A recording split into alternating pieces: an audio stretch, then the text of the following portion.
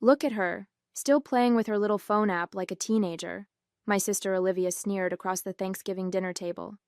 Seriously, Julia, when are you going to grow up and get a real job? That retail position at Harris Electronics isn't exactly a career. I sat there silently, trying to maintain my composure as my family's judgment crushed me. It was Thanksgiving evening at my parents' house, just me, Olivia, our parents, and my cousin Nina. The smell of roasted turkey and cranberry sauce filled the air, but all I could feel was the weight of their disapproval. My name is Julia Lee, and I'm 25 years old. For the past 3 years, I've been working at Harris Electronics while secretly developing an AI-powered inventory management system. The retail job wasn't just about paying bills. It was valuable field research. Every frustrated customer interaction, every inventory mishap, every inefficient process I encountered helped me refine my app. But try explaining that to my family. Julia, honey, my mother chimed in with that condescending tone I knew too well. Olivia's just concerned. Look at her. She's already a senior marketing executive at 28. We just want what's best for you. I glanced at my phone again, trying to hide my smile as I read the latest email from Apple's development team. They were impressed with my prototype and wanted to schedule a final meeting. But I kept quiet. I'd learned long ago that sharing my dreams with family only invited mockery. She's probably just playing games again, Olivia laughed, reaching for another dinner roll. Remember when she said she was learning to code last year? As if someone who barely made it through basic math could build something worthwhile. My father nodded in agreement. Technology is a young man's game anyway, sweetheart. Why not let Olivia help you get a proper marketing position? I took a deep breath, pocketed my phone, and forced a smile. You're right. I'm probably just wasting my time. The lies tasted bitter, but I reminded myself that tomorrow would change everything. The meeting with Apple's executives was scheduled for 9 a.m. sharp. Nina caught my eye from across the table and gave me a subtle wink. She was the only one who knew what was really going on, and her silent support meant everything. I looked around at my family as they continued their Thanksgiving dinner, laughing and chatting as if they hadn't just crushed my dreams. The familiar ache in my chest reminded me of all the times they'd dismissed my ambitions. The pattern started long before I began working on my app. Growing up in Albuquerque, I was always the different one. While Olivia excelled in social situations and brought home perfect report cards, I spent countless hours in my room, fascinated by computers and technology. My father called it hiding, but I was learning, growing, teaching myself to code through online courses and countless late-night debugging sessions. Remember when Julia tried to build that website for Mom's book club? Olivia's voice cut through my thoughts. What a disaster that was. What they didn't know was that disaster had been my first real coding project.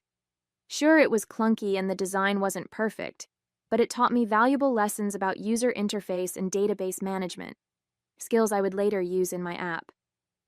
At least she's reliable at the store, my father offered, as if that was the highest praise I could hope for. The manager says she's always on time. If only they knew that my manager, Alice, was one of my app's earliest supporters. She'd seen firsthand how my system could track inventory, predict sales patterns, and streamline customer service. You're solving real problems here, Julia, she'd told me last week. Don't let anyone tell you different. Nina reached under the table and squeezed my hand. 3 months ago, when I'd shown her the prototype, she'd immediately understood its potential. They'll see eventually, she whispered now, low enough that only I could hear. My mother started clearing the plates, and I automatically rose to help. Olivia, tell us more about your new promotion, she said, beaming with pride. Your father and I were just telling the neighbors about it yesterday. I carried dishes to the kitchen, remembering all the nights I'd worked on my app after long retail shifts, running on coffee and determination.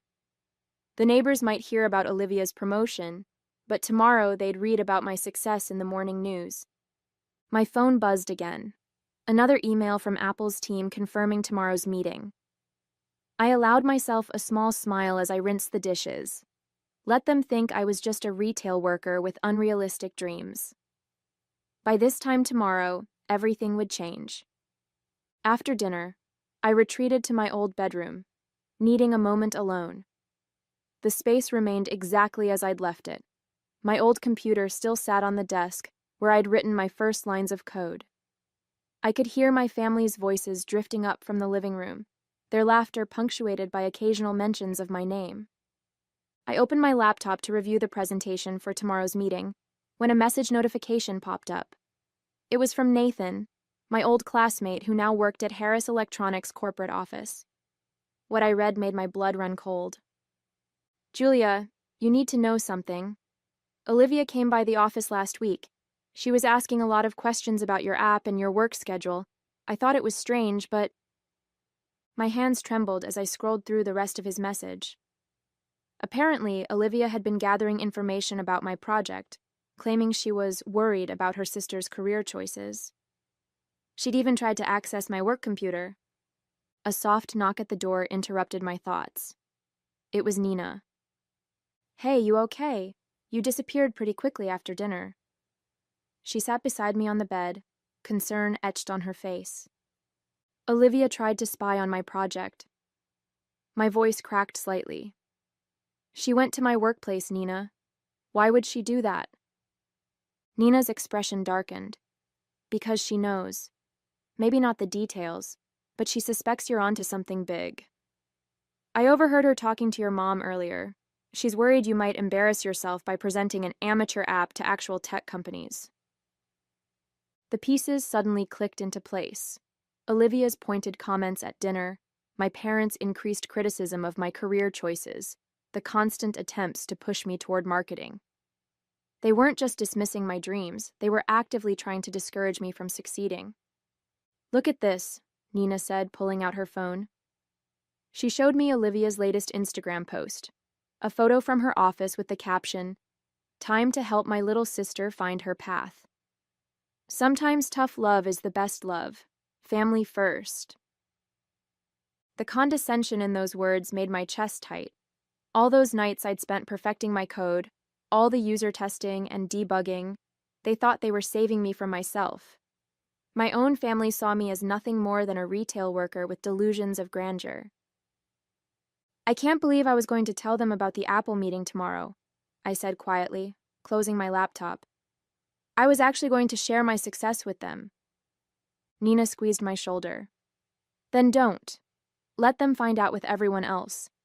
Sometimes the best revenge is letting people's assumptions blow up in their faces." She was right. Tomorrow they'd learn the truth, but not from me. Sometimes silence speaks louder than words. I barely slept that night, my mind racing with thoughts of tomorrow's meeting and Olivia's betrayal. At 6 a.m., I quietly packed my laptop and presentation materials, planning to leave before anyone else woke up. But as I crept down the stairs, I heard voices from the kitchen. "I'm telling you, Mom, we need to stop this now." Olivia's voice was sharp in the early morning quiet. "Julia's going to humiliate herself with this app thing. I saw what she's working on at Harris Electronics. It's just basic inventory tracking. Nothing special." I froze on the stairs, my heart pounding. How did she know the details of my project? "I spoke with my friend at the patent office," Olivia continued. "There's no record of Julia filing anything. We can't let her waste her life on this fantasy." My mother sighed. "Maybe we should call Apple's HR department? Warn them that she might not be what they're expecting." The genuine concern in my mother's voice somehow hurt more than Olivia's scheming. They really thought they were protecting me from myself. I stepped into the kitchen, making my presence known. "You don't need to worry about calling anyone," I said, my voice steadier than I felt. "I can handle my own career choices." They jumped, startled by my appearance. Olivia recovered first, her face arranging itself into a sympathetic smile. "Julia, we're just trying to help. This app of yours, it's sweet that you're trying, but you're not a real developer. You need to be realistic." Realistic? I pulled out my phone and opened my development portfolio. Like how I've been realistically working on this project for 3 years? Or how I've realistically been teaching myself programming since high school? "Honey," my mother started. Olivia works with real tech companies. She knows what they're looking for. No, she doesn't, I cut in. She works in marketing. She has no idea what my app actually does because she only saw the basic interface we use at the store. The real system is much more complex. Olivia's smile faltered slightly. I was just at your workplace last week. I saw everything. You saw what I wanted you to see, I replied, gathering my courage. The store version is just a small part of the full system. But you wouldn't understand that, would you? Because you were too busy trying to sabotage me to actually ask what I was working on? The kitchen fell silent. Through the window, I could see the sun rising over the Sandia Mountains, painting the sky in shades of pink and gold. In a few hours, everything would change. I have a meeting to get to, I said, turning to leave. Don't bother calling Apple. They already know exactly who I am and what I can do.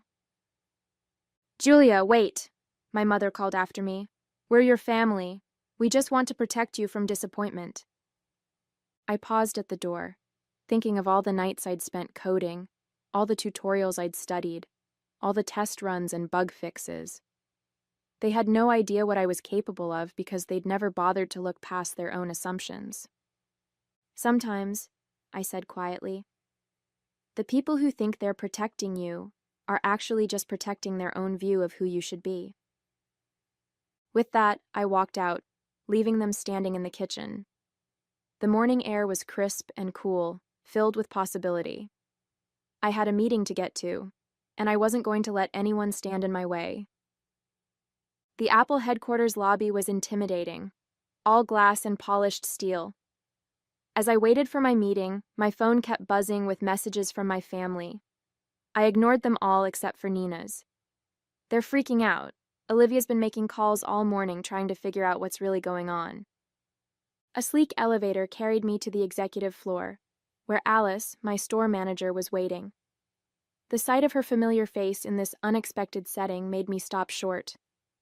Surprise, she said, grinning. Did you really think I was just a retail manager?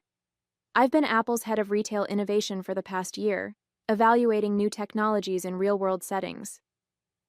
My mind raced, remembering all the times Alice had offered suggestions for my app, all the questions she'd asked about its capabilities. What I'd thought was friendly interest had been professional evaluation. Your sister came to the store last week, Alice continued, her expression turning serious.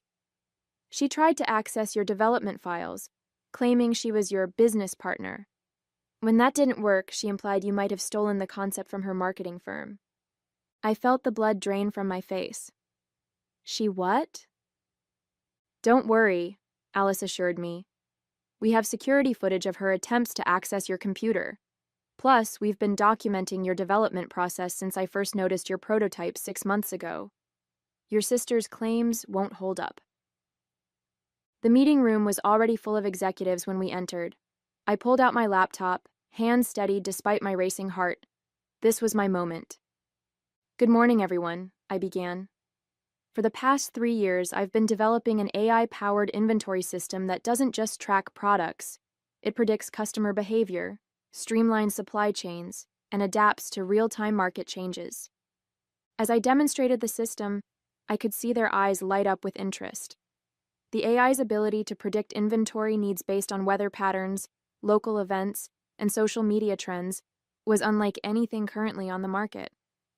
This is impressive, said the chief technology officer. But why test it in a small electronics store? I smiled. Because retail is where the real problems are. Working on the sales floor showed me what customers and employees actually need, not what executives think they need. The presentation continued, and with each feature I demonstrated, I could see them becoming more convinced. When I finished, there was a moment of silence. We'd like to make you an offer, the CTO said finally. Not just for the system, but for you to join us as Deputy Director of Retail Innovation, working alongside Alice. The number he wrote on the whiteboard made my breath catch. It was more money than my entire family made in a year. One more thing, Alice added. We're planning to implement your system in all Apple stores and partner retailers by next quarter. The announcement goes out tomorrow morning. Partner retailers, including Harris Electronics, where my family's store was a franchise. They would have to use my system, the one they'd dismissed as a waste of time. As I signed the preliminary paperwork, my phone buzzed again. A message from Nina. Olivia's in full panic mode. She just found out her company's biggest client is Apple, and they're announcing some major retail tech acquisition tomorrow. She's worried it might affect her marketing contracts. I put my phone away, suppressing a smile. Tomorrow couldn't come soon enough. Back at my hotel room that evening, I was reviewing the final acquisition paperwork when my phone erupted with notifications. Olivia had apparently discovered that her marketing firm's newest project, a complete retail technology overhaul for their clients, was being suspended pending a major announcement from Apple. Julia, we need to talk, read her message. This is serious. Please call me. I was about to turn off my phone when it rang. It was Alice. Just wanted to warn you, she said. Your sister's firm has been trying to get information about tomorrow's announcement. She's claiming she needs to protect her family's interests. I've had to block 3 calls from her already. I sighed, rubbing my temples. She's probably worried about her marketing contracts. It's more than that, Alice hesitated. Julia, she's been telling people she helped develop your system. Says she provided the core marketing concepts that made it work. My hands clenched into fists. Even now, Olivia was trying to take credit for my work. A lifetime of being overshadowed by her flashed through my mind. Every achievement diminished, every dream mocked. There's something else you should know, Alice continued. Your parents' store isn't just any Harris Electronics franchise. According to our records, it's one of their top-performing locations in the Southwest. They've been using that success to block smaller franchises from opening in the area. The revelation hit me hard. All those times they'd dismissed my retail job.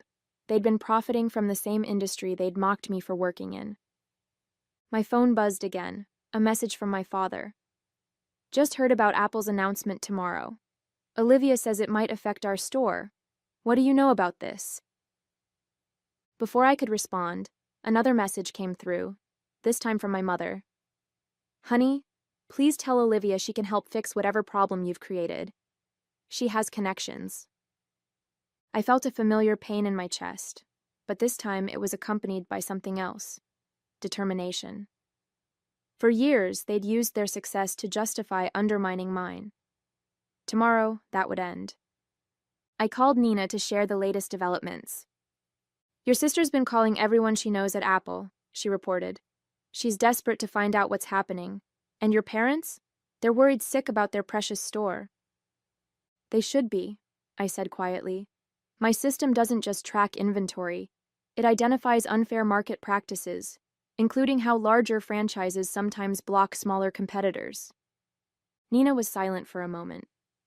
So when your system goes live, it'll flag their store for anti-competitive practices, yes. I took a deep breath. They'll have to change how they operate, just like every other franchise. Julia, Nina said softly, are you sure about this? It's your family. Family shouldn't try to sabotage each other, I replied. Besides, I'm not doing this for revenge. The system flags these issues because they hurt small businesses. My family will just have to adapt, like everyone else. As I prepared for bed, I thought about tomorrow's announcement. My family would learn about my success not through a quiet conversation, but through a public revelation that would shake their comfortable world.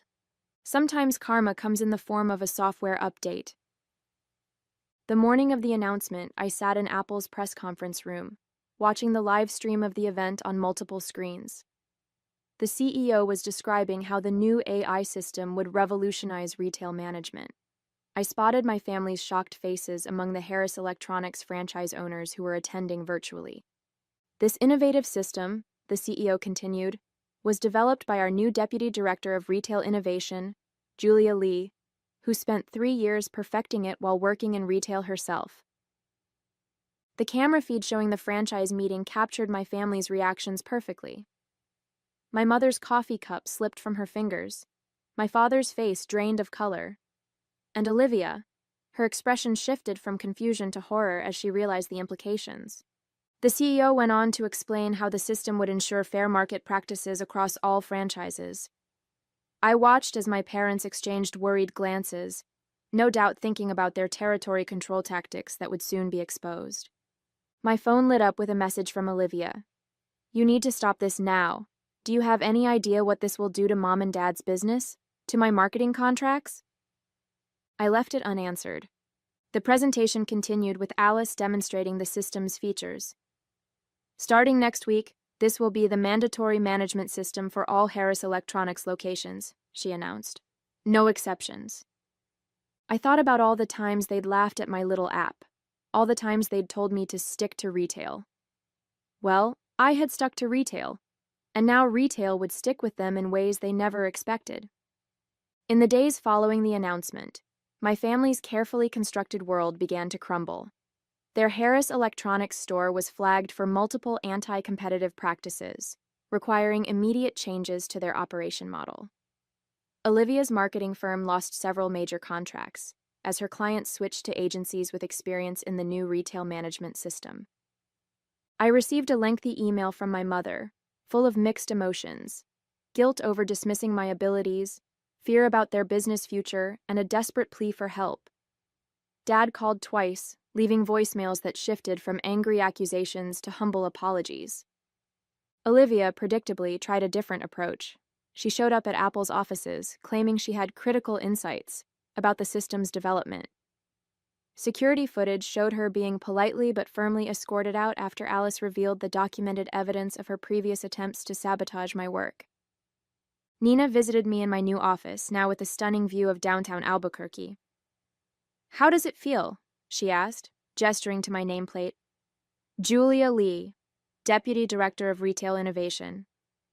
"Surreal," I admitted, looking out at the Sandia Mountains in the distance.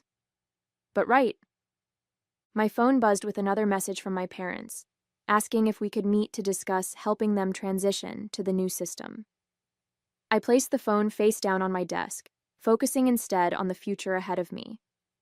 Sometimes the best revenge isn't about getting even. It's about moving forward and letting others face the consequences of underestimating you.